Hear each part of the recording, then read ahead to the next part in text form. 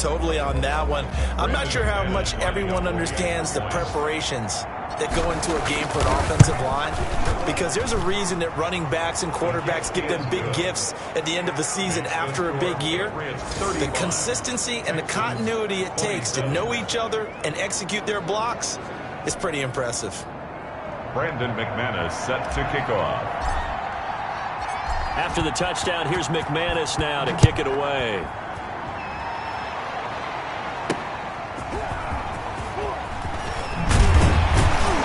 And he returns this to the 22.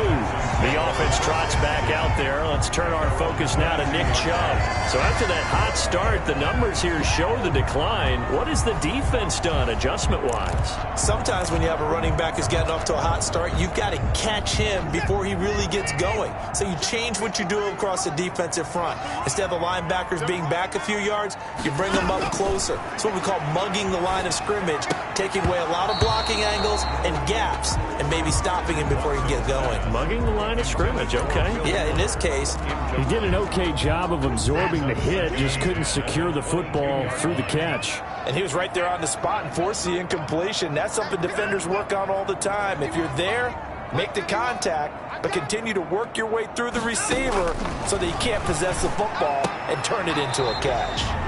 And this time he's got the hook up. It's complete. They get 6. That'll leave them with 3rd and 4. And when you're playing a quarterback with some experience and some moxie, you enter the danger zone when you decide to blitz him, because if he's able to diagnose as he did on that play, he can hurt you downfield. He reads defenses so well, doesn't he? He really does, and the best part about that play for him, I don't think that was his primary target. I don't think so either. I think he had the read, figured out where the blitz was coming from, and went to a secondary target for a really nice game. First down Texans, Watson hooking up with Cooks. This possession means so much for them. They've got to focus on this drive and find a way to make this a one-possession game. Yes. Got to get a score. Yeah, so good with a field goal, don't necessarily need a touchdown.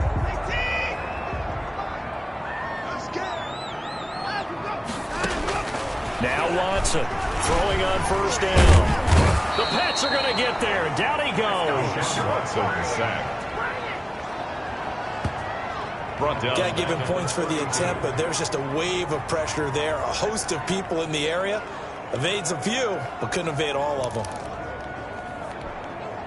So that complicates things a bit here. 18 yards to go now on 2nd down. Another try after the first down sack. Watson, and that is incomplete. A lot of force bearing down on him there. He could not hang on. It's 3rd down. He did a fine job there of not hitting him before the ball arrived, and I've got to tell you, you can often mistime that play because of the angles of approach. When you're going to get him, sometimes you panic as well and think, I've got to be there right now. Instead, a crusher there as it's intercepted.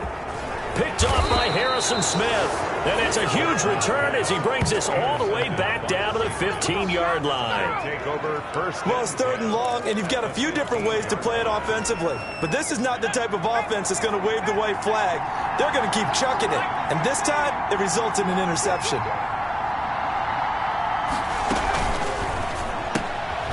Here's a quick throw out left. That's caught.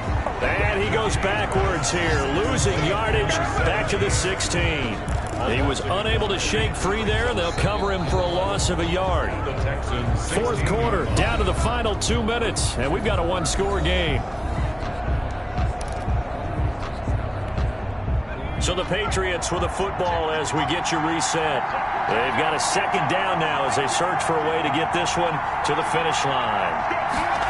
They run the option on 2nd down. On the RPO, that's complete right side. And he'll take it into the end zone for a Patriot touchdown. A 16-yard touchdown. And the forced fumble defensively leads to 6 points for the Patriots. Well, it'd be real easy to say that they are firmly in control right now, but I'm looking at your face and I'm thinking I've got to be careful with that. Well, it's a 2-score game. You're inside of 2 minutes. I think you can breathe relatively easily now. Yeah, you can, but still, you got to stay vigilant. Can't give up anything cheap and easy. That could put you in some jeopardy. McManus set to kick off. After the touchdown, here's McManus now to kick it away.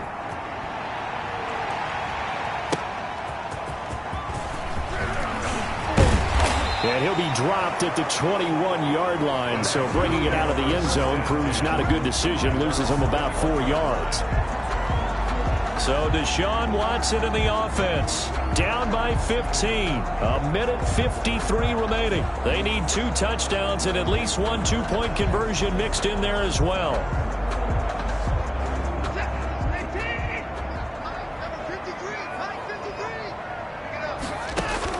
They go back to the air here after the INT on the last drive. They set up the screen to Chubb.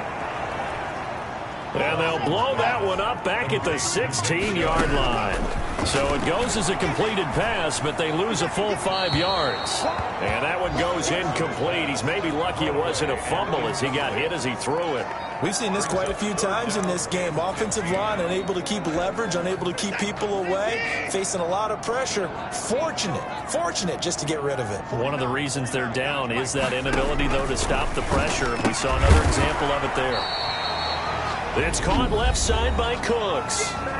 Now the Texans will burn the first of their timeouts as they stop it prior to what will be an important 4th down. On 4th down, Watson. He gets this to Coulter complete. And he'll go out near midfield at the 49. They keep the game alive, at least for the moment, as it's a first down. Clock management definitely critical here if they want to get back in this game. Absolutely agreed. They have to up the tempo in this case, down a couple of scores. Want to make sure they have a chance to win this ball game.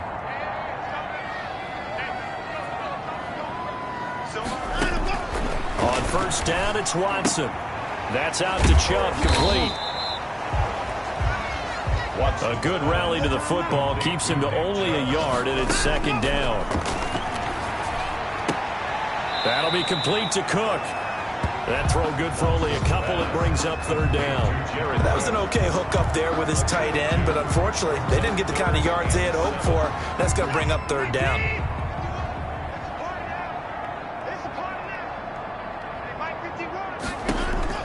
Throwing on 3rd down, Watson. And a throw there going to be incomplete. This defense was definitely alert to the possibility of the deep ball, and they were more than ready for it. They've got the lead, 4th quarter. Maybe can expect more passes like that downfield. All right, they're going to try and keep hope alive here on 4th down. They're going for it. They will indeed snap it to Watson. He finds his target, Fuller. And he is tackled inside the 40, not quite to the 35. On 1st and 10, Watson. And a quick throw here, that's complete. Now the Texans will use one of their 2 remaining timeouts as the clock will stop with just under 30 seconds left to go.